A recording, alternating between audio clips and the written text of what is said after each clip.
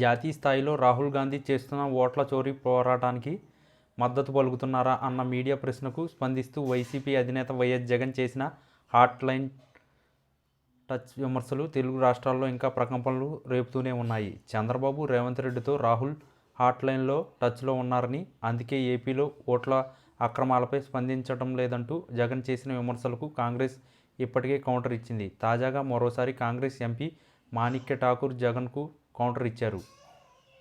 వైసీపీకి చెందిన తిరుపతి ఎంపీ మద్దెల గురుమూర్తి మాణిక్య ఠాకూర్ జగన్మోహన్ రెడ్డి ప్రధానమంత్రి నరేంద్ర మోడీ పాదాలను తాకుతున్న ఫోటోను పోస్ట్ చేయడం ద్వారా మీరు ప్రజలను తప్పుదారి పట్టించడానికి ప్రయత్నిస్తున్నారు.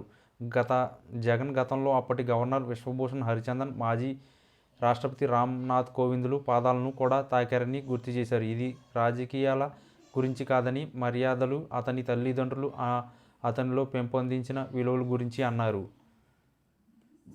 జగన్ స్థానం లేదా పార్టీతో సంబంధం లేకుండా ఎల్లప్పుడూ పెద్దలకు గౌరవం చూపించాలని గురుమూర్తి తెలిపారు.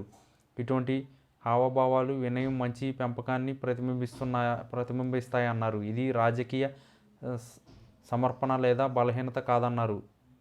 ఇది కేవలం పెద్దలను గౌరవించే ఆయన మార్గం అన్నారు. ఆయన తన ప్రజా జీవితం అంతా స్థిరంగా అనుసరించిన ఆచారమన్నారు. ఈ ట్వీట్కు మణికంఠ ఠాకూర్ కౌంటర్ ఇచ్చారు.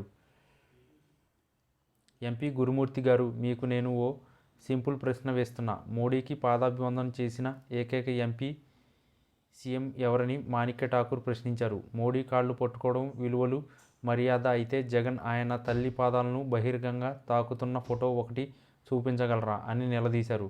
లేకపోతే ఇలా పాదాభివందనాలు కేవలం ఢిల్లీ దర్బార్కే రిజర్వ్ చేస్తున్నారా అని ప్రశ్నించారు.